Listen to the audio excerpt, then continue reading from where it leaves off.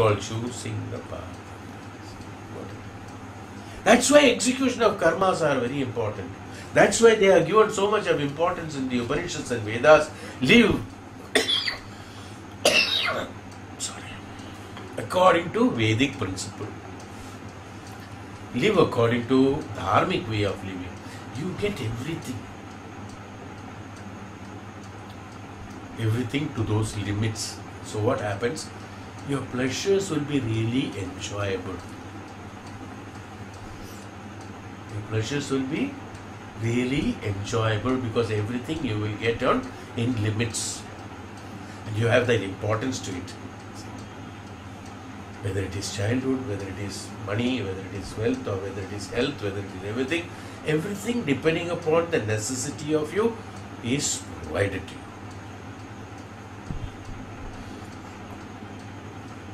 Everything is provided, and based on that provision has been given. Give importance to living dharmically through the Shastra, through the Vedic way, and through the Upanishadic way of living, through the Upasana Murti, through the Upasana, living in the right manner.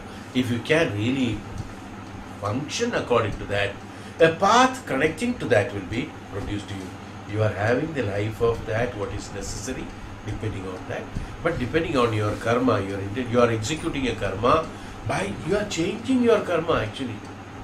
By going through the Shastra, the dharmic way of living, through the Vedic way of living and Upanishadic way of living, through the Upasana, what happens? Even though my karmas and karma phalas are like this, because I have already taken this karma, this path of the dharmic way of living, automatically the path projected in front of me will be towards the Adhyatma, so I choose that path, even though I am supposed to take the other path to come here.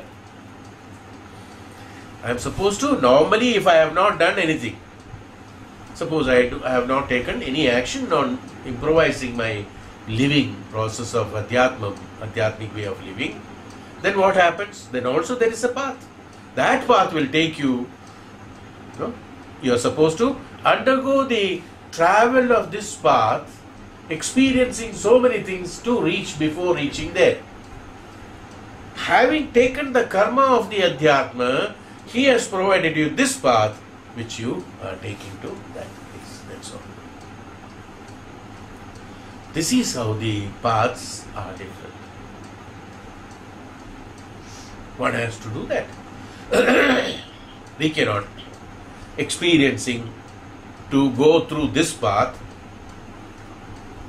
and seeing this path is direct, I will experience this, but I want that path, I want to go to that path.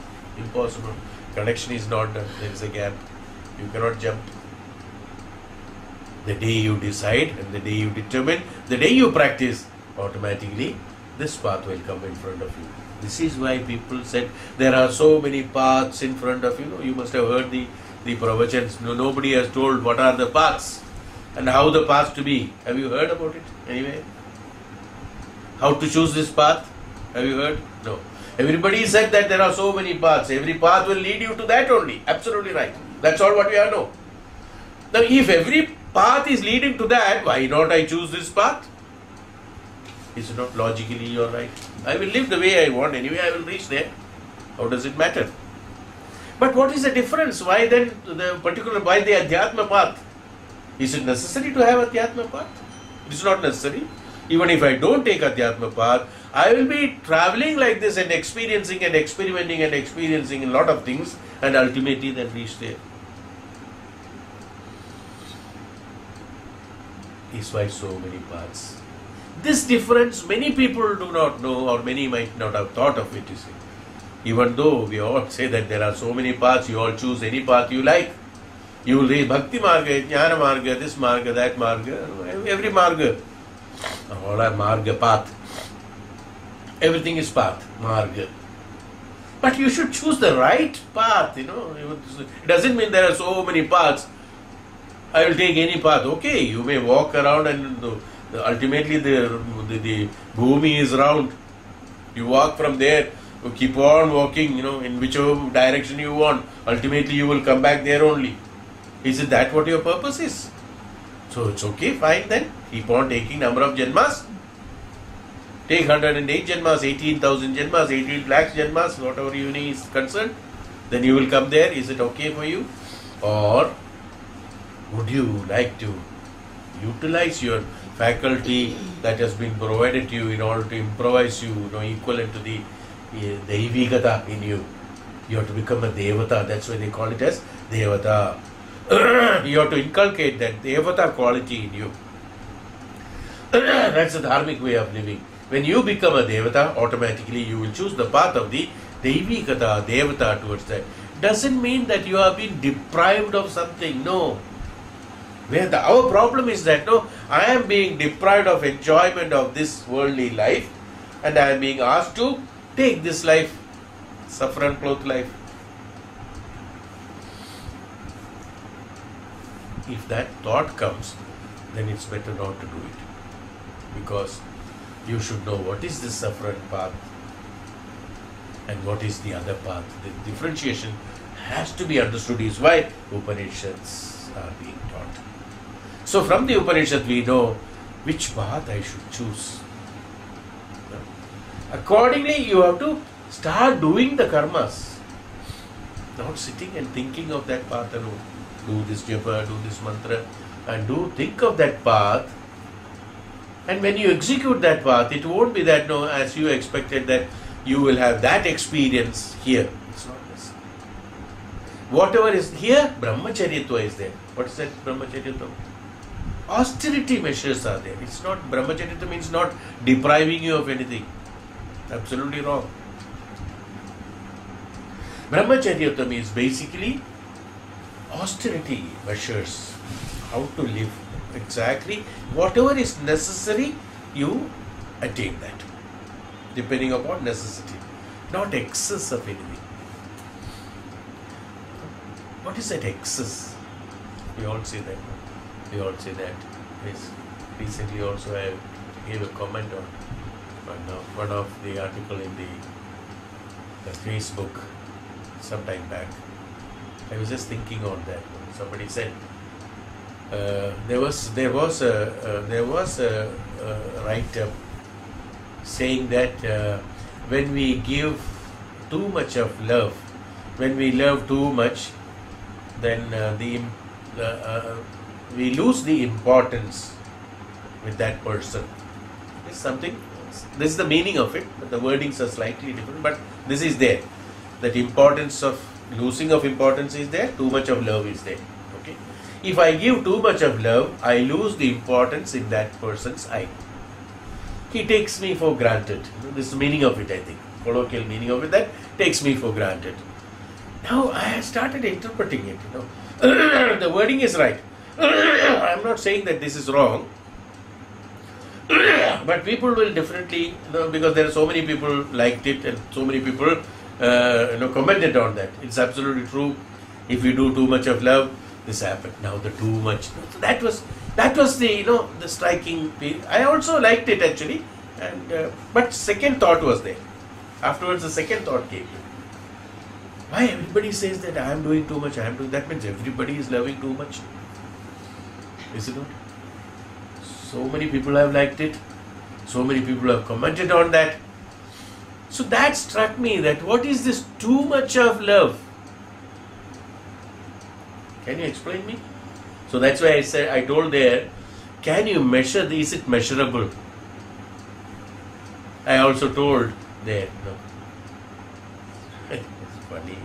Anyway, I told that a glass of milk, if you pour milk, in one glass, only one glass of milk, the quantity can be contained. Excess of that will be of no use. It will be spilled over, and that what has been spilled over means what?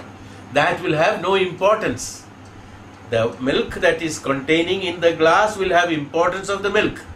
The milk that has fallen, that means excess. More, is it not? Too much. What do you call too much? Too much is this.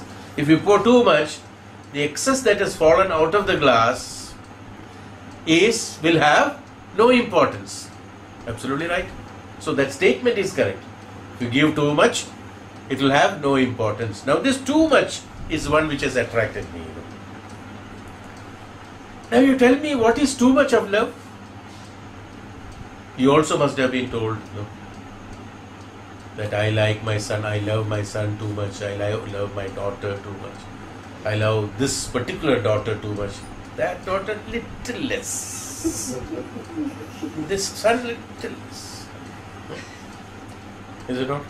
We all, some sort of comments like that. Now, what is the measure then? What is the measure? It's only a comparative statement, a relative term. That I like this person because of his, he is doing this is for me, so I like him. This person is not doing this is for me, so I don't like him. As so importance of that. No? That means if he comes, immediately I receive him. If the other person come, I don't receive him. Maybe little later I see. I don't know how to tell this. No, I don't know. I'm just trying to tell what is called too much of love. What is too much of love? What is too much of love? Can you tell me? What is the term? Can you explain me? Can you explain what is too much of love? Quantifying material, I can say. Yes. Like I told you about the milk. Somebody has understood only the milk and glass. Forget about it. Other things they did not understand, they written there.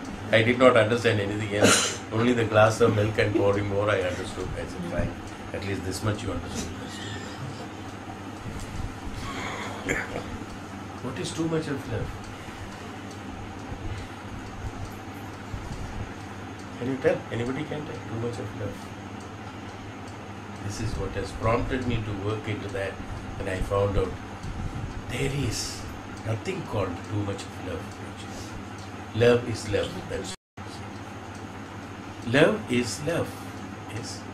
Now, but there is a word called too much of love. And we all use it also. What is that? Too much of love. Too much of love is that I myself know. Now listen to my meaning of it. And you have your own meaning, of course. You must tell that. That's why I asked you, what do you mean by too much of love?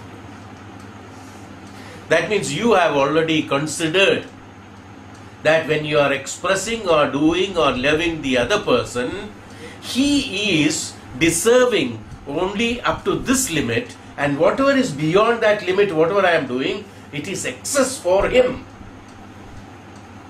He is what I am deciding. There is no measure. The measure is decided by me. How much I am giving is the measure. The receiver doesn't have any measure. Is it not? Here, in this case, the giver only has the measure, not receiver. So when I say I am giving too much of love, that means I know he doesn't deserve so much of love according to me. Deserve in the sense, not by his actions. According to me, this fellow deserves only this much, but I am giving out of my grace mark bolta hai na, out of my greatness, because I am so great, so I am giving too much of love.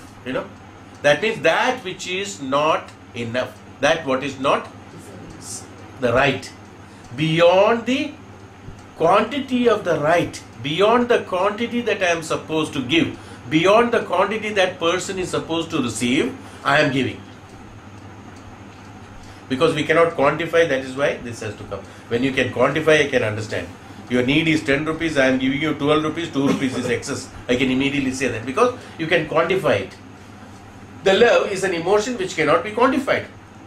Love is an emotion. Sometimes it is too much, and the same too much of love will become too less of love. Too less and too much is both have got the same clarification, that depending upon the necessity of that person, I am not loving him, so it is too less. But that person, even though I am supposed to love according to and do express my actions depending upon such and such, such and such, such and such, but I am doing little more than that is what I am thinking. So I am saying, who is saying that? When I am, who is telling that? Who is telling that? I am saying this. When I love somebody too much, I lose the importance in him. Is what I am saying. Who said that? Not the other person has not told. You lost your importance because you loved me too much. that other person has never told. This person thinks that because I have loved too much, I have lost the importance, is what he thinks. And he also thinks he's losing the importance with the other person is because he loved him too much. Is that what he says?